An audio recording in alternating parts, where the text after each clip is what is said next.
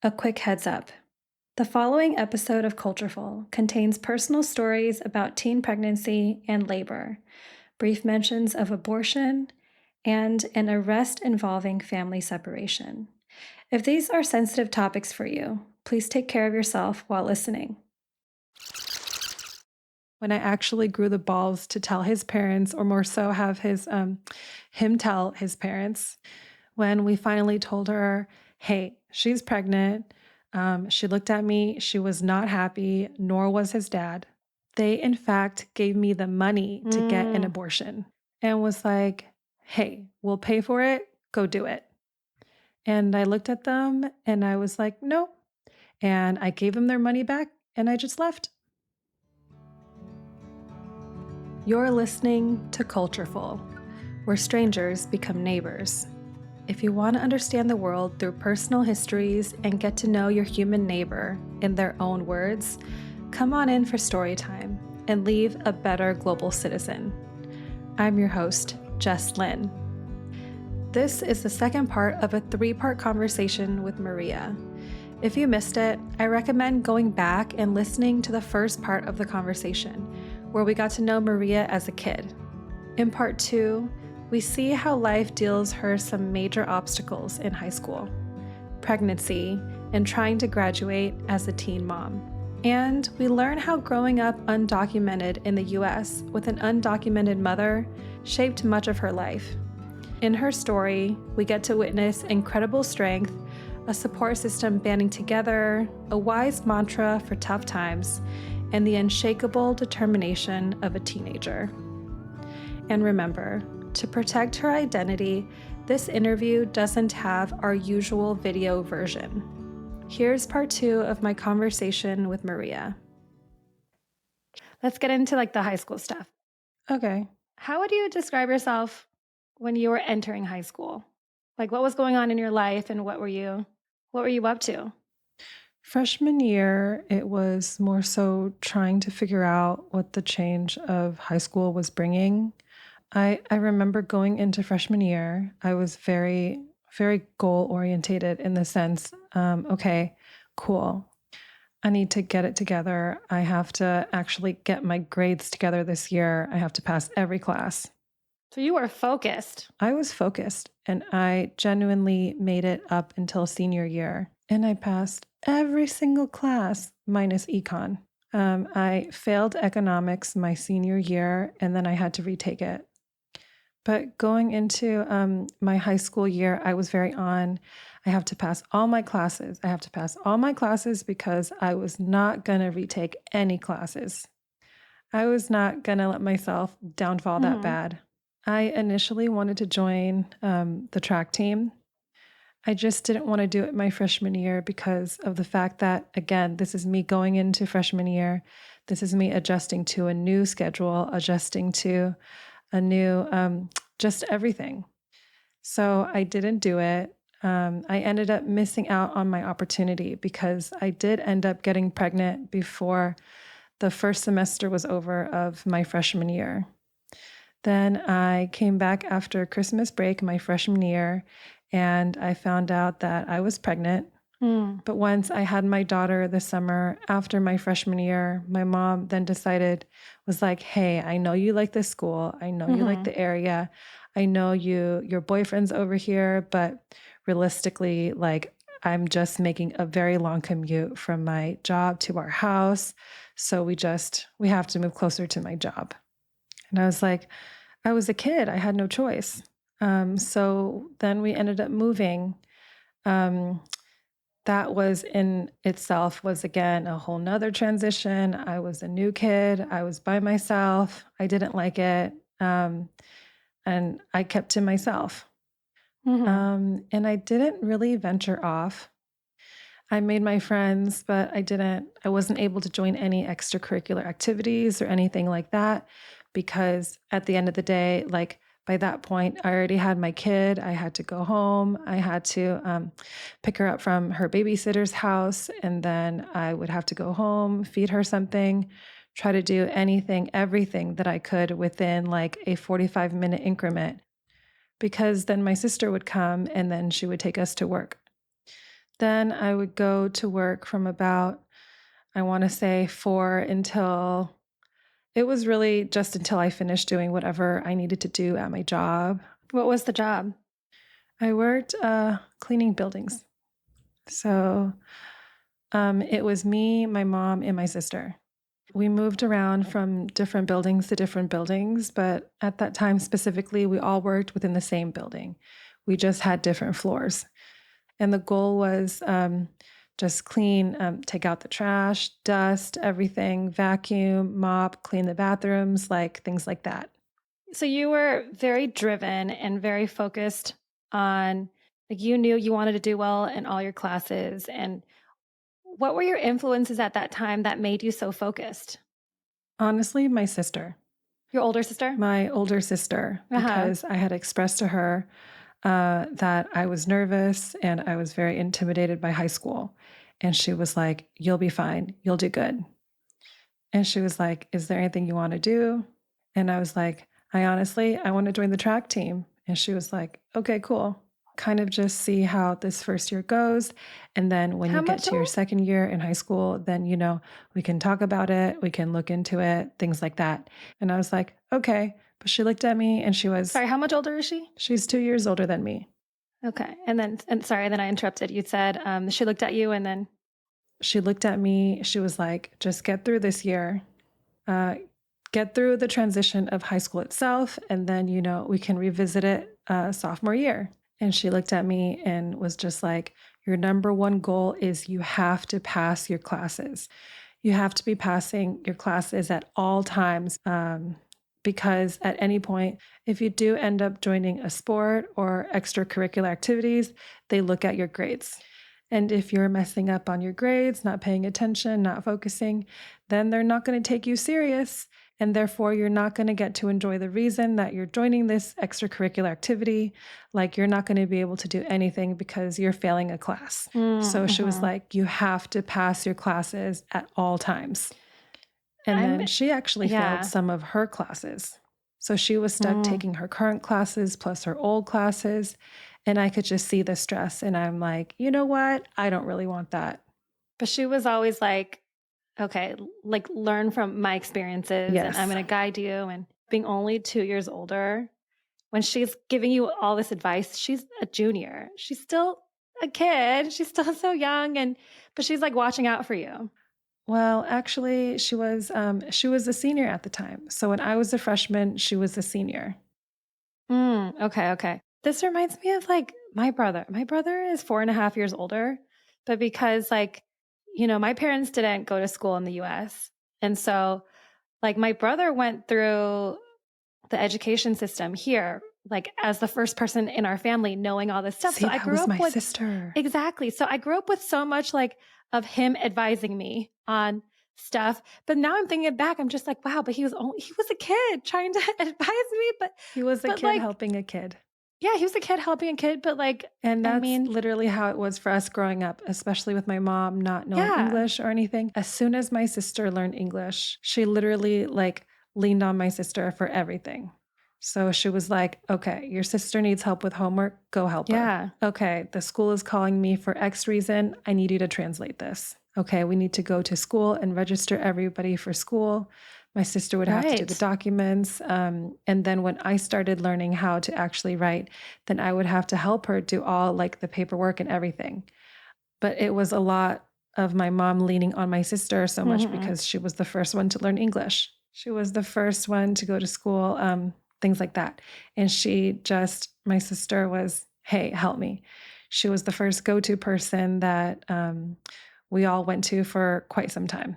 And did she like, how does she take on that role? Like, is she kind of like maternal to like you and your other sisters? Like, She has her moments. I mean, I don't know if she I don't know if she liked uh it. huh. She kind of had no choice because we would go to her regardless. Yeah. So I never really know whether or not she liked it or hated it. She was a kid just like us. She Hmm. had her moments where it was like, "Okay, cool. I'm willing to help you." Or, "I'm not feeling it. I'm not in the mood. Just leave me alone." Yeah. And it's a lot of responsibility for a kid to help with so many of these things. And It is. My When my sister was old enough to be able to like watch us and take care of us, then my mom would leave us home alone with her and she Oh, would be the one in charge. babysitter. Exactly. She was a babysitter. She would make sure that, we were all in line, we all stayed in check, we all did our chores, we all did our homework, we were all fed, things like that. Wow. So she learned how to cook early and all this stuff. She did. And then quickly after her, my mom then threw the rest of us in the fire. Yeah. Because Yeah. remember, she became a single mom by the time I was there. I was 13. Yeah. Um, okay. So back to you're in high school and you're, you know, you're focused on passing your classes. You get pregnant. What's the backstory on how you get pregnant? The backstory is I made a dumb decision. I ended up getting pregnant. I then found out a while after I got pregnant. I think I found out maybe when I was like a month or so along. And I did my absolute best to try to hide it from my mom for the longest because I was terrified of telling this lady that I was pregnant. And how old were you at the time? I was 15 going on 16, which is ironic. I actually found out I was pregnant on my 16th birthday. On your birthday? Okay. Mhm. Tell me more. Tell me more, obviously. How did this So happen on your birthday? I had been sick, but I thought it was genuinely like a cold because I had a runny nose, I had a cough, I had a fever, I had a sore throat. I was vomiting. So I was like, okay, cool. I've got a cold. Like I have a cold. And I was trying every medicine in the book and nothing was making me feel better. And I just kept throwing up and throwing up and throwing up. And I went into my mom's room or her bathroom and I saw a pregnancy test and I was like, Oh, let me just take this. I didn't think anything of it, was not worried about anything. I took it.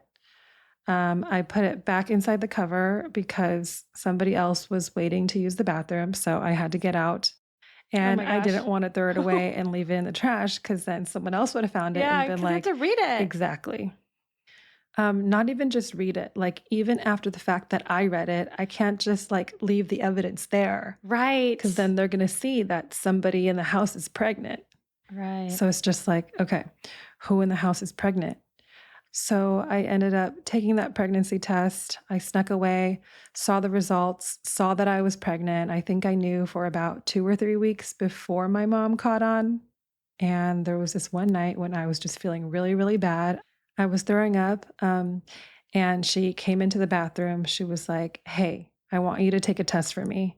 And I was like, "No." And she was like, well, I need you to take this test for me.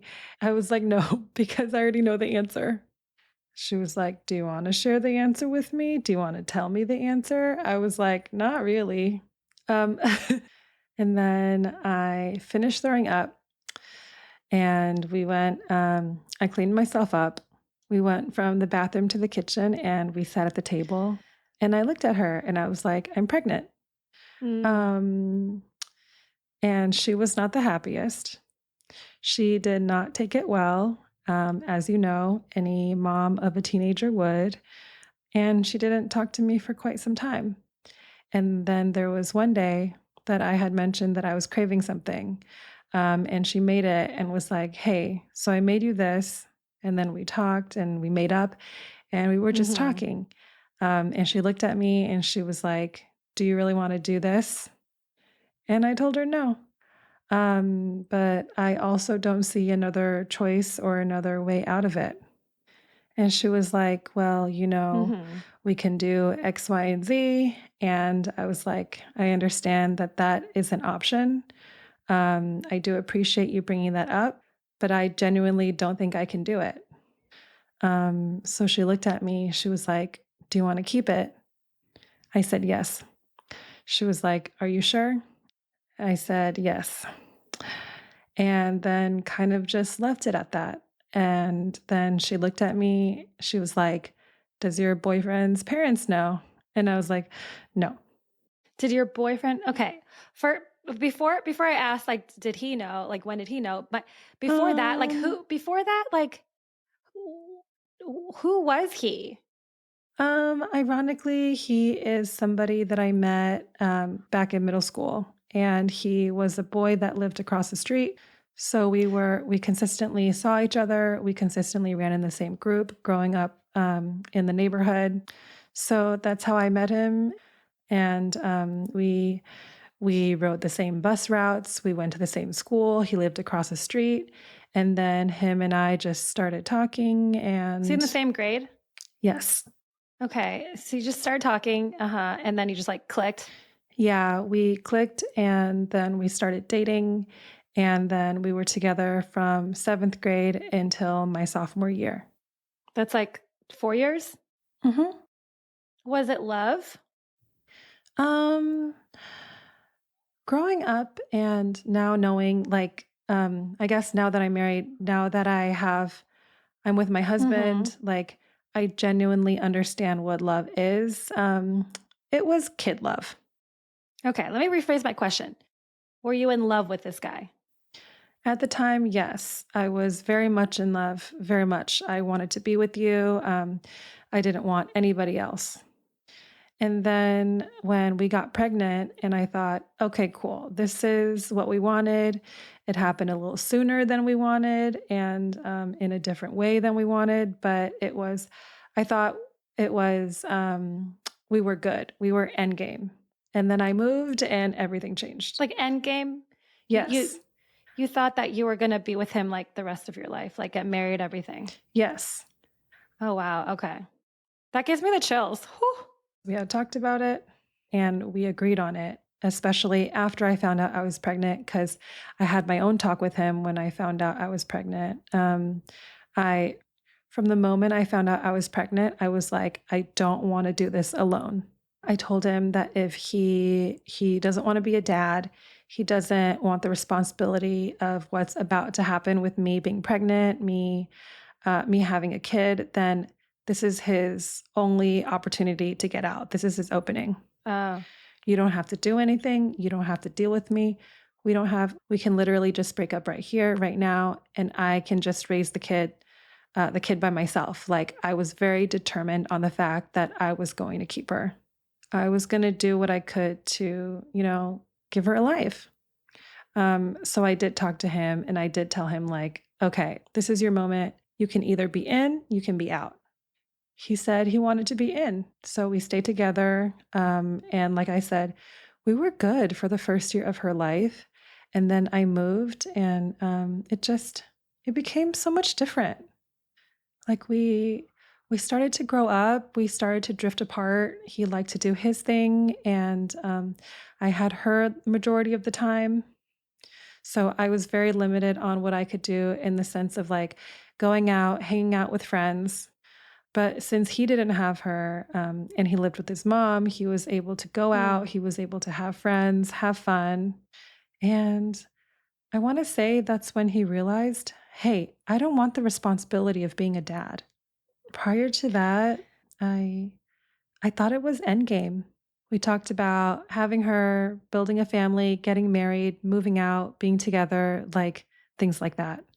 So yeah, if you're talking about all those things, like I mean, of course you thought it was endgame, right? Exactly. Yeah. And so what was going on in your mind when you were deciding that you wanted to keep your daughter? Hmm. How the hell am I going to do this at the age of 16? How did you know that you wanted to keep her? It was a gut feeling because apart from my mom asking me if I wanted to do an abortion, when I actually grew the balls to tell his parents, or more so have him tell his parents, when we finally told her, "Hey, she's pregnant," she looked at me. She was not happy, nor was his dad. They, in fact, gave me the money to get an Mm. abortion and was like, "Hey, we'll pay for it. Go do it." And I looked at them and I was like, "No." And I gave them their money back and I just left. Wow. So at 16, you knew you wanted to have your daughter. You knew that it was going to be hard. hmm And were you phased? I wa- Like, uh, I was. I think I want to say this was like one of the moments in my life where I fell into a depression episode. And I actually realized that I was falling into a depression episode. And I was like, okay, cool. I don't have the ability to just sit in my thoughts and spiral. So it was a matter of like trying to figure out how I'm going to do it, what to do. It was very hard to try to figure out a plan in the sense that once I had my daughter, I kid you not, the day that I moved from one house to the other is the day that I went into labor. Wow. Your life is like wild in terms of like synergies. I know, it's very weird. So I woke up that morning. It was around like 7 a.m. I had noticed some bleeding. So I called my OB and I was like, hey, this is happening. She was like, well, did this happen? And I said, yeah. She was like, okay, cool. You're in labor. She was like, but as long as your water doesn't break, you're good. She was like, do not go to the hospital until your water breaks. And I was like, okay, I can do that. It was manageable. I knew I was in labor and I knew I was having contractions, but they weren't heavy. They were like little cramps. So they were manageable. Mind you, that was like 7 a.m. So I go about my day, just finish packing things. I wasn't able to lift anything because everybody kept their eye on me, but I was able to pack things. I was able to kind of like move things and like shift things. We got everything into the new house by, I want to say like 9 p.m. And we started rearranging everything. We started trying to set everything up. And then 2 hours later, I got into like excruciating pain. Like I genuinely was like screaming at the top of my lungs. And my mom was like, all right, cool. Now it's time to go to the hospital. So I get to the hospital. Yeah. It's like 11:30, 11:45. And they take me in. I get to the back and they're like, okay, well, you're only like 4 centimeters dilated. And I was like, there's no way that I go on the entire day and I'm only 4 centimeters dilated. They're like, yeah, there's not much we can do. And I was like, okay. So that was like 11:45, 12. We're now going into the new day. Still no baby. Come around. Were you 9 months pregnant at this point? I actually had her preterm. I had her at like almost like 8 months. Okay. So she was a little bit of a premature baby, not like excessively. Like a but little early though. Yeah. Yeah, she came a little earlier than what we wanted her to be, because she's an early July baby. She was supposed to be a mid to late August baby. So she came a little earlier than what I was told she would come. Skip to like 3 in the morning. That's when they finally had to come in and they had to like manually break my water. They broke my water. And then after that is when everything started to progress a lot faster. And she was born by 5 in the morning. So 22 hours of labor. And then she finally decided to come through. Like, yeah, that's a lot of things happening at the same time with moving and yeah. And then what I thought was so like frustrating is when I got to the hospital, they were like, hey, do you want the epidural? I said, yes. I said, give it to me. Give it to me now. The nurse I told accidentally forgot. So I had to endure all of that without any epidural at the age of 16. And I was like, oh my goodness. It was very traumatic. I bet. How familiar with, at that point, you were 16, were you still taking biology in high school? Like how familiar were you with? I was taking health, which is very ironic because they were teaching us about sex education, what happens if you're not careful, pregnancy. And they actually even showed us a video of some lady going into labor. I've seen and that I had video. to step out of the classroom and the health teacher looked at me and was like, this is something that is part of the curriculum. Like you have to participate. I looked at him and I looked at my stomach and I was like, sir, I have to physically go through this in my own life cycle in a couple of months. I'd really rather not watch somebody else go through it. Yeah. I was like, this is going to happen to me in a couple of months. I think I can last. Not knowing I just don't want to watch this right now. Exactly. Yeah. I don't want to be traumatized right now. Like it's going to happen to me in a couple of months. Yeah. Exactly. I was already trying to figure out how I was going to do this. So did people at school know? Um, I was able to hide it for quite some time, and then, I only got ratted out because somebody opened their mouth. Like one of your friends or? Uh, I don't even know who it was. I just remember somebody opened their mouth, and then I had, like, a flood of Uh, people coming up to me and, like, ask me, be like, "Are you really pregnant? Are you really pregnant?" Um, but honestly, hmm. had that word not gone out, I probably would have been able to get away with it just because of the fact that I had such a small stomach. Had I worn like oversized shirts or something, I could have gotten away with it. Were you bullied at all? About being pregnant? Mhm. Not necessarily. I wasn't the only one pregnant at the time. Like, I had Okay. another classmate who was pregnant at the same time as me. I knew another girl that was a couple classes above me, and she was pregnant too. So it wasn't not normal within the school that I went to. However, when I moved, I was able to hide it for quite some time. The fact that I had a kid, because I had her during summer. And honestly, when I had her, my body went back to normal. So you wouldn't have been able to That's tell the that I had a magic kid. of having a kid at 16 is that bounce back is so Yes, much yes. faster. I bounced back so quick. Yeah. It took people up until junior year to find out that I Wow. had a So kid. your new friends, everything, you just chose not to share about that part of your I didn't life. really have many friends like that. Mm. I didn't really have time for friends, if I'm being honest with you, because by the time that I had moved to that school, I had to balance work, being a mom, and being a full time high schooler at the time. So I didn't really have friends that I consistently talked to. So nobody knew. Nobody knew until I started Uh-huh. having people in that school follow me on social media. And then they saw that I would post her. And they started to ask me, be like, "Oh, who's this little girl? Is she your sister?" And I was like, "No, that's my daughter." And then they would be like, "Wow, we didn't know this whole time." Yeah. Exactly, exactly. They didn't know it until I wanna say junior year, and then that's when it was like, it blew everybody's mind. Not like me and you know, I met you and I don't know how we got talking about it so quickly, but you were just like, "Oh, and my daughter and this and that." And then you showed me a picture of her and I was like, "Wow, yeah, she is adorable and does look just like you."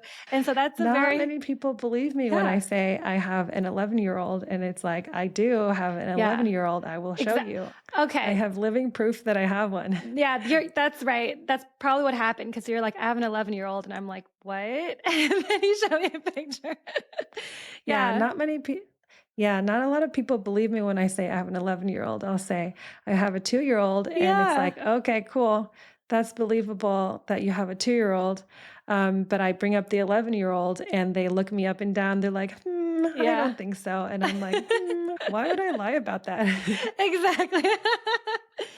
Yeah, so yeah, that's like the very opposite experience that I had, you know, like I met you and then I immediately like pretty quickly knew about your kid and then these like I'm friends in your very new open high about it school. now, but in high Yeah. school, It's like, oh my oh, they goodness, didn't know. no. Yeah, I got away with it for a while.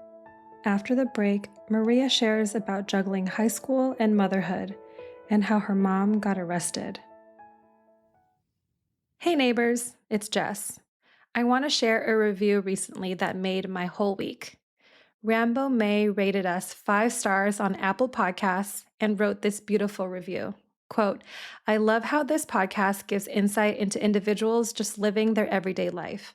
I love the tapestry of life that it shows, how people's stories and history make them so unique and also so relatable.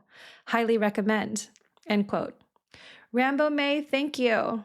You put it so well. This show is exactly about culture, not only in terms of holidays and traditions, but how we all live our lives. What I keep learning as we create this show is people are incredibly unique and relatable at the same time. So, neighbors and listeners, new and old alike, as you can tell, I really love getting these. It helps to know how Cultureful's stories are landing with you. So, drop us a comment or review. Thanks. And now back to my conversation with Maria. So, you're a new parent and you're also 16. Hmm. So, how did you learn how to take care of her? Because I'm asking you this partially because I have a lot of friends. We're in our like late 30s now. A lot of my friends, had their kids in their late 20s or mid 30s, or even now, people are still having their kids. And a lot of times, like, there's two parents at home working from home, trying to take care of a new kid.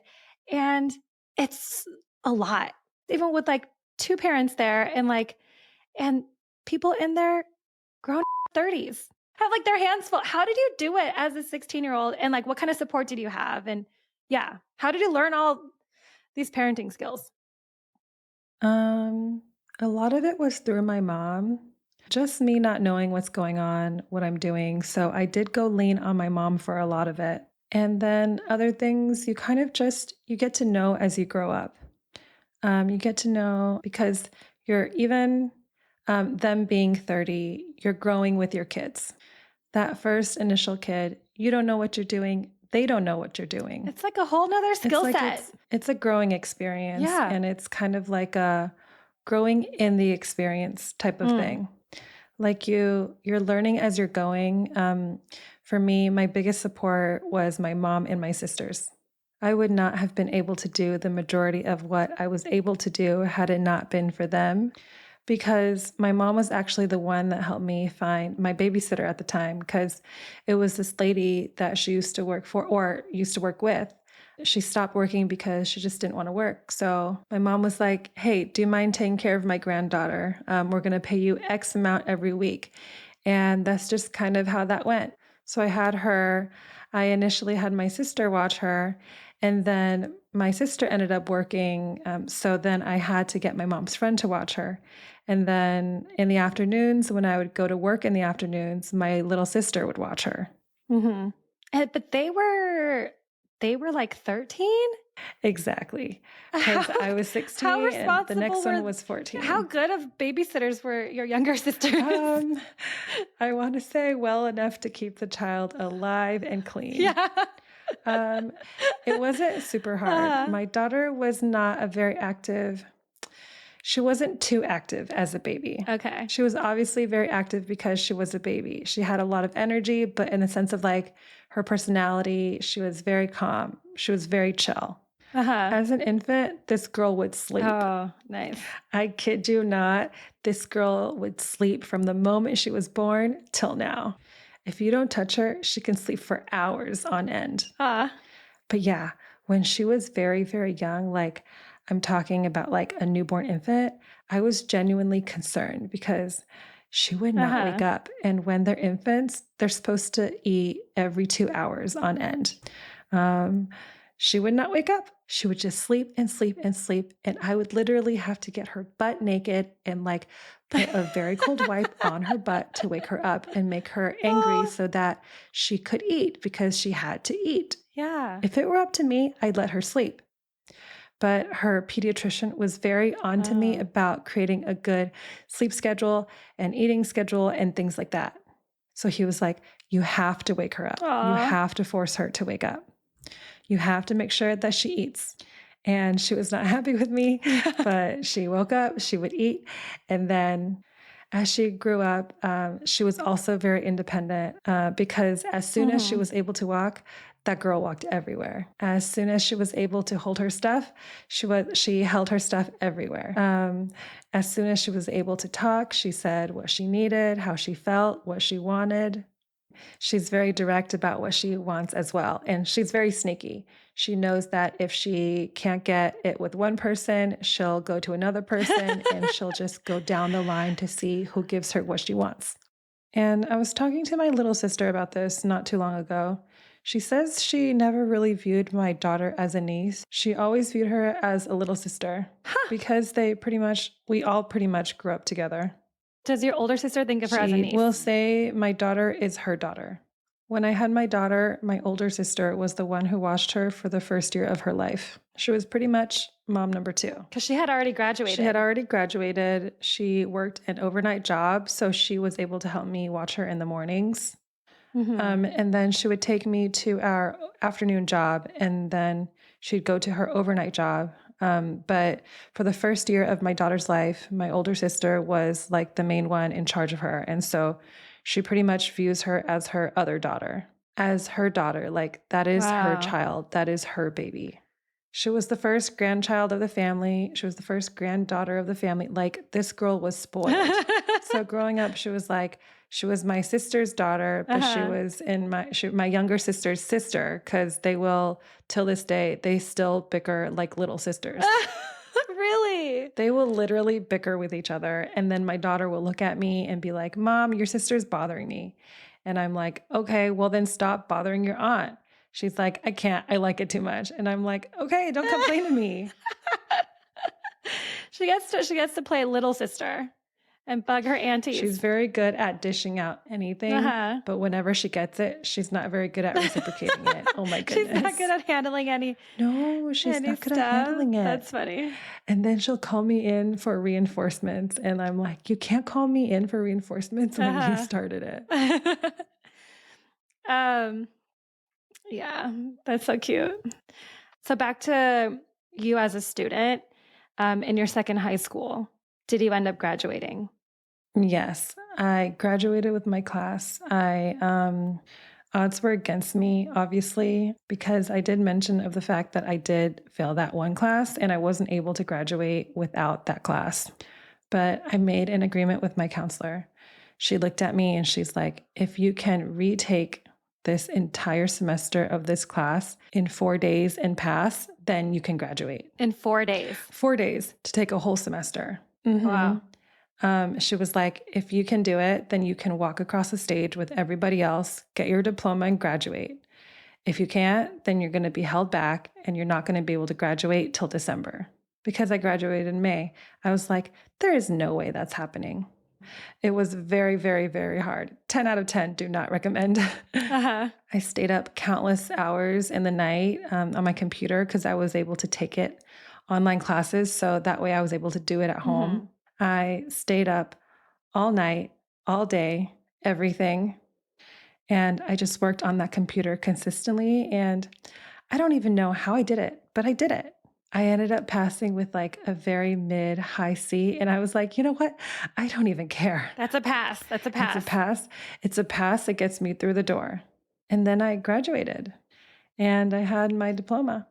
It was not only just hard in general for not being able to pass that single class, but come to second semester of my senior year, my babysitter actually quit on me because she wanted to go back to work and I didn't have anybody to watch my kid.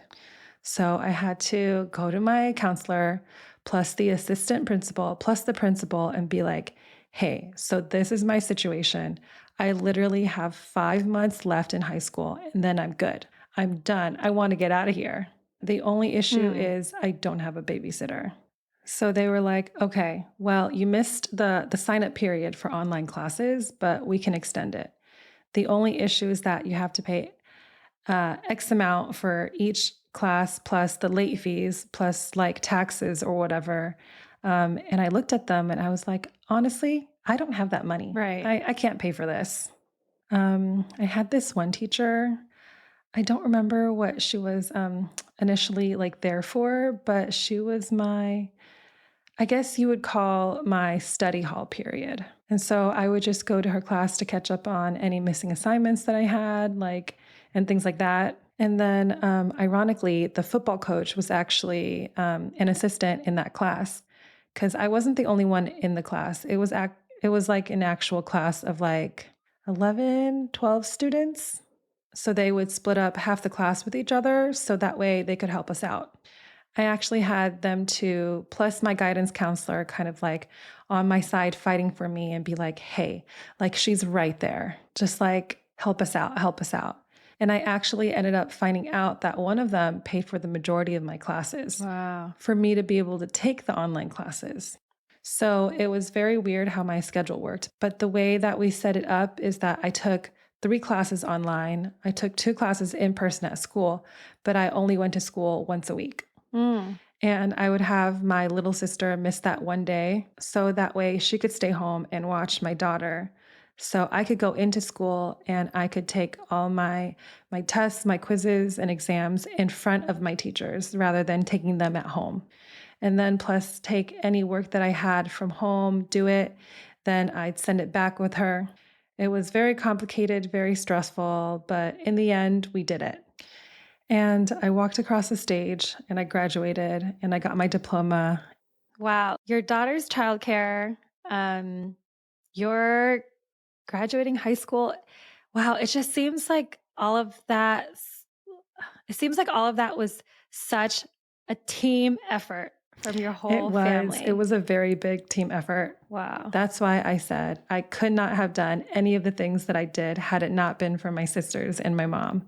Yeah. And then even after graduation, they were there. They were still my support system because I was not able to afford daycare for my daughter at any point in her life. So she would just kind of get passed around from house to house. I actually did apply to college and I got accepted. And I was going to go, but then the whole thing about FAFSA and the financial aid came up. And with me being an immigrant, I wasn't able to be qualified for financial aid. Among the hurdles systemically placed in front of undocumented youth, higher education is a glaring example. To get financial help for college, most American students rely on the FAFSA, the Free Application for Federal Student Aid. It's the gatekeeper for federal grants, work study programs, and student loans.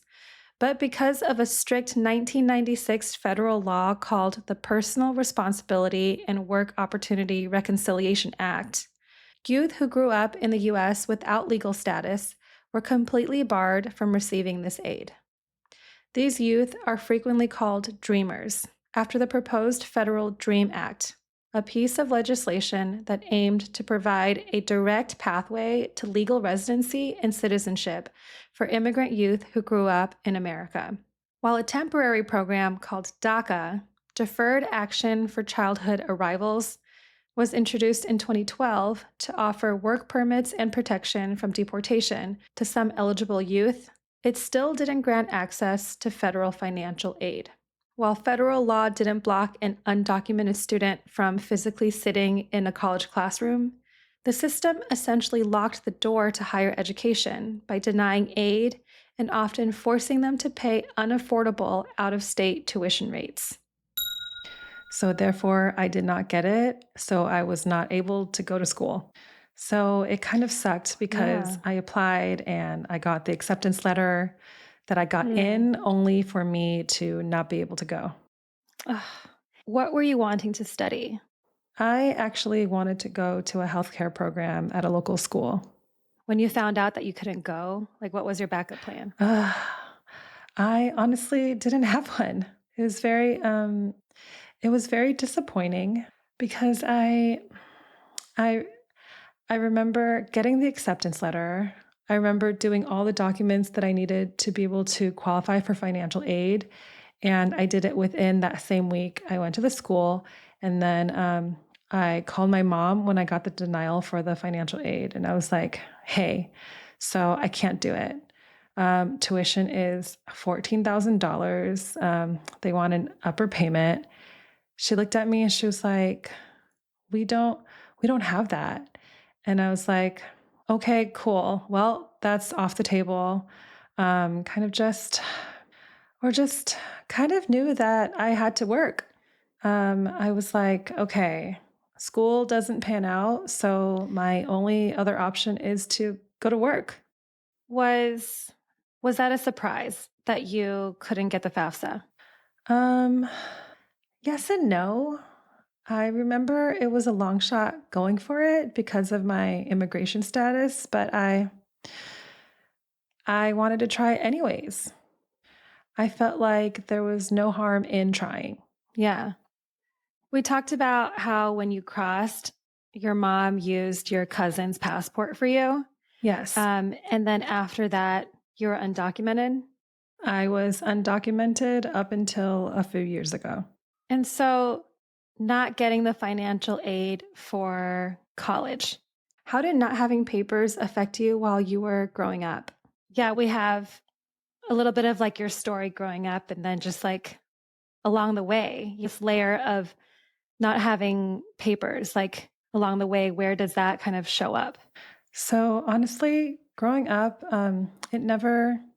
It never was significant for me up until I want to say middle school, because that's when I really started to register what being undocumented was, because I saw my mom wasn't able to get a license. She wasn't able to really work in certain places that would ask for certain documents. Whenever we would go out and she would see a cop, she would be very paranoid. So I eventually would just ask her, and I'm just why are you so scared? And so she explained to me, like, we're not allowed to be here. If for whatever reason we get into any legal trouble, then they can send us back to Mexico. And I'm like, okay, well, what's the problem with that? And she's like, there's not much of a problem because we do have family over there that can, we can be with, and we're not going to be by ourselves. But the whole point of coming over here was so you had a better life. You had a better opportunity than what I had growing up. Because since she came from such a small town, there was only so much that she was able to do.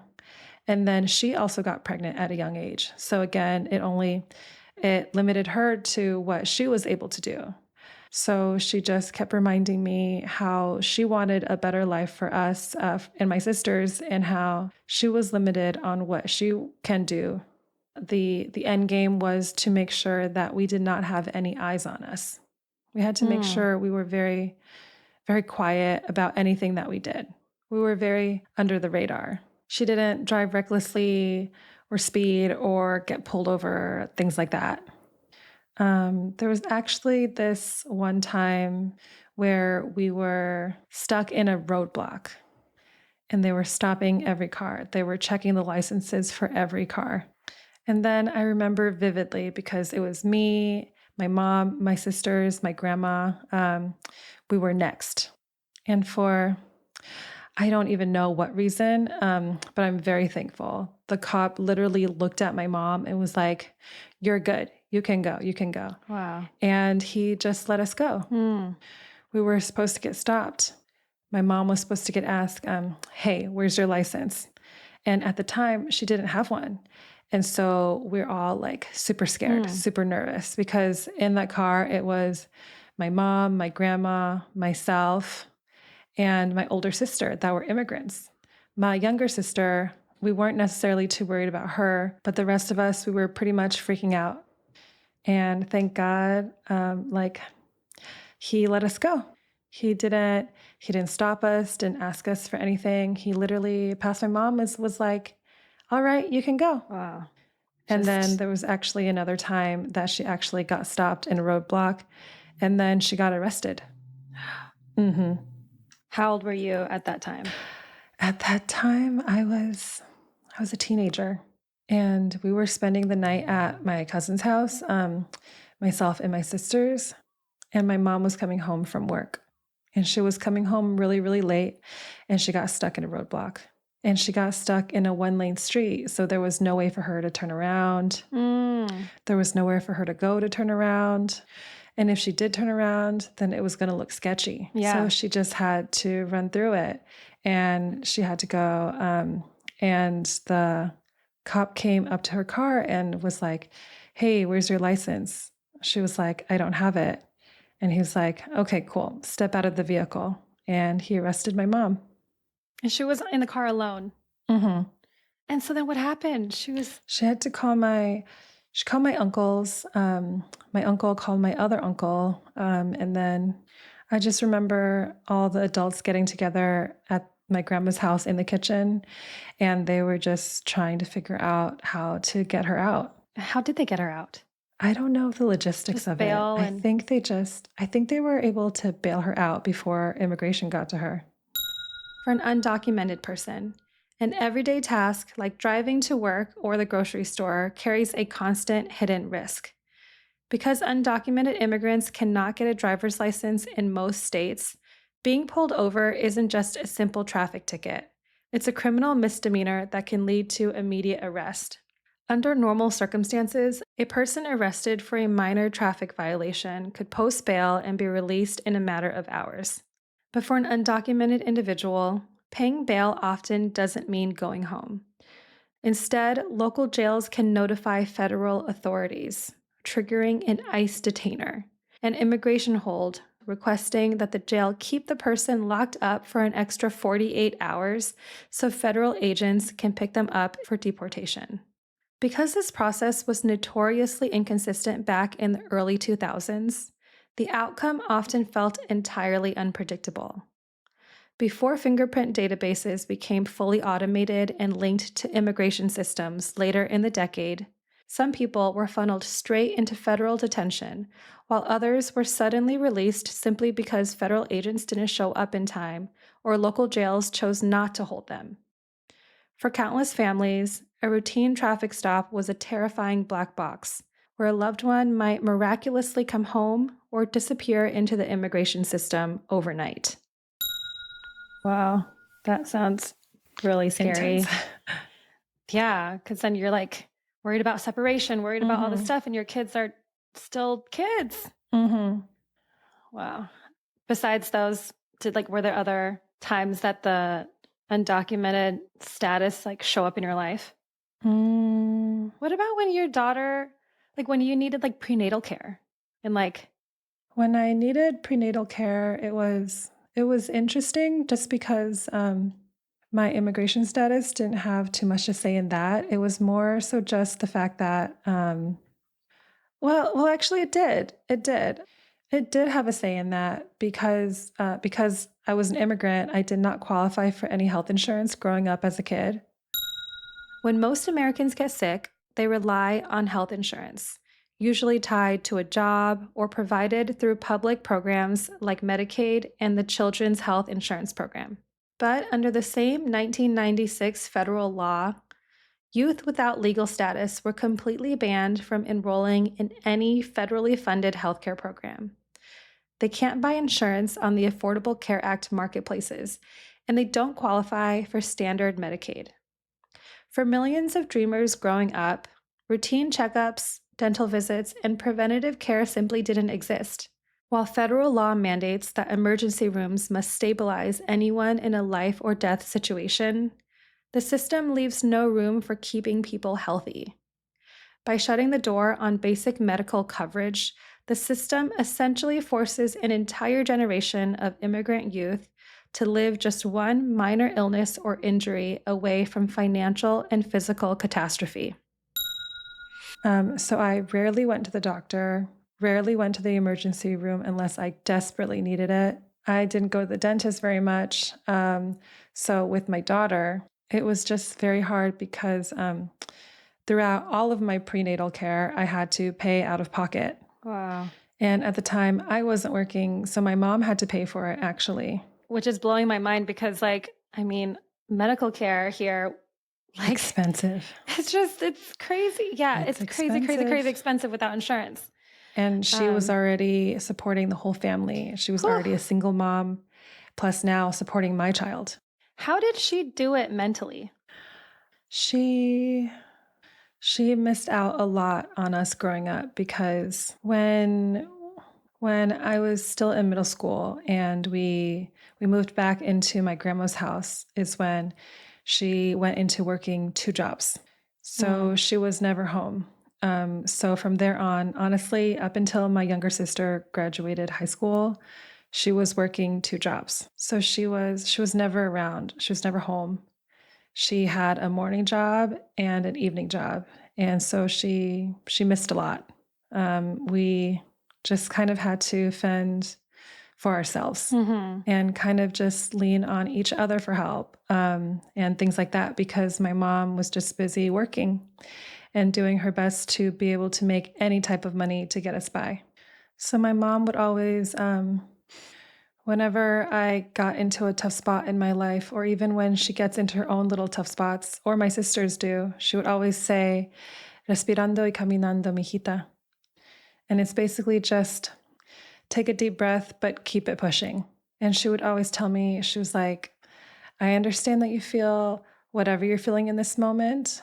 So if I was sad or upset in that moment, she was very big on telling us, okay, it's okay that you feel this way. But at the end of the day, you have to get up, you have to keep going. And I not only got to hear that from her growing up, I had got to see it. because she was going through her own thing, going through a separation, becoming a single mom, having to be the sole financial responsibility for yourself and your children. She always kept it pushing. She always found a solution or something to figure it out and get us out of whatever sticky situation we were in. So growing up, that's kind of the saying that I have consistently applied to my own life because of the fact that it's true, it's real. It's gonna happen. You're gonna feel whatever you feel. You're gonna want to sit and dwell in it, and that's okay. But the only issue is don't stay there for too long because life isn't going to stop with you. Life isn't going to pause with you. You got to get up. You got to keep it pushing. Because I saw her not only consistently reiterate that in my life, but also incorporate that in her life. I feel that that's one of the reasons I am the way that I am. And I'm very driven and I'm very, okay, I got to keep it moving, keep it moving, keep it moving. Because I saw my mom consistently doing that. Can you say that phrase a little bit more slowly? Respirando y caminando. It sounds like you and your family had to go through a lot of stuff when you were young, a lot of stuff. Yeah, I think that phrase, and I like that you highlight that, like, it's not about not feeling your feelings, but it's about not like staying there dwelling too long. in your feelings. It's okay to feel your feelings. Just don't sit and dwell in them for too long. Feel what you feel, let it out, express it, whether it's a couple minutes, a couple hours, and maybe a full day. But when you wake up the next day, wake up with a different mentality, wake up ready to go. I like that there's that breathe component, but also like okay, keep going. Because you have to feel your moments and you have to feel your emotions, but then just sit there, just breathe, get yourself under control. Like, just make sure you're good and then good. Go back to what you were doing, go back to finishing wherever you left off. I love that. I'm going to start telling myself that. It's a good thing to tell yourself. Yeah. Whatever it is, as much as we hate it, as much as we're going to sit and just think about it for the rest of our lives. It happened. Can you really go back and change it? No. So why sit and dwell on it? And honestly, that is just something that has been very inputted in my life. That plus seeing my mom. And as much as I love my mom, I saw the struggle she went through. I saw how she had to handle herself. And more so than that, she had to do things in order to get us by. And I also applied that to my life. I don't want that. I don't want to have to work that hard. I don't want my kids to go through that, nor do I want to miss out on my kids growing up. So I'm also using that as an example to know, okay, this is where I came from. This is how bad it can get, but this is also where I don't want to be. There's a reason my mom came over here. There's a reason why she made the sacrifices that she made. And now it's my turn. It's my turn to show her that her sacrifices were for a reason. It's my turn to show her everything that she went through, everything that she had to go through with us in order to give me a better life is exactly what I'm getting, exactly what she envisioned for us. That was really beautiful. I hope your mom listens to this so she can hear that you're saying that. I told her about it, so we shall see. Yeah, it sounds like you're really aware of her sacrifices and you really are doing your best to make the most of any and every opportunity that you're getting, right? So, okay. The last question that I want to ask you, that I'm going I'm touching my chest because I'm very inspired. I'm very inspired and I'm very touched by this. I'm very touched by your story. And your family story. Okay, so my last question for this part is, what was the most beautiful thing you experienced in your life up till high school graduation? Just honestly watching my daughter grow up. That has been the best experience of my life. Just watching her grow up, just watching her become the person that she is. Because going back to remembering how I was in middle school and who I was in middle school, she's now in middle school. And ironically, she goes to the middle school I went to middle school with. And she goes to the middle school I met her dad at. and my husband, which is very funny. Just to know that she's walking the same halls that we were walking in is just, it's so crazy to me. Makes you reflect about. And it time of makes your me life. realize I honestly don't remember the layout of the school because we went to orientation. I was like, oh, I know this school. I remember where things are. I don't remember anything. Don't trust me. Do not trust me. I will get us lost. But yeah, I will say it was my daughter because yes, I already had the motivation and the drive to do well in school when I initially got to high school. But once I had her, it was like, okay, cool. I don't have another choice. I have to do good. I have to make sure I graduate with my class, or I go to school, or I do this, because at the end of the day, it's no longer about me. It's all about her. And it's all about making sure she has a good life. She's good. She's set up. She will be better off than me. So that way she's not in the position that I was in to make the dumb mistakes that I made. And I'm already very hard on her as is. If you were to talk to her, she would tell you how I'm already very on to her about her school and everything like that. But it would have to be my daughter. Heart, thank you. You're welcome. That was part 2 of my conversation with Maria. Part 3 is the reflective one. We pick up after high school as she finds her way in her career and personal life, creating her own family that she always wanted. And she takes us along for a dream come true, her very first time returning to Mexico and reuniting with relatives.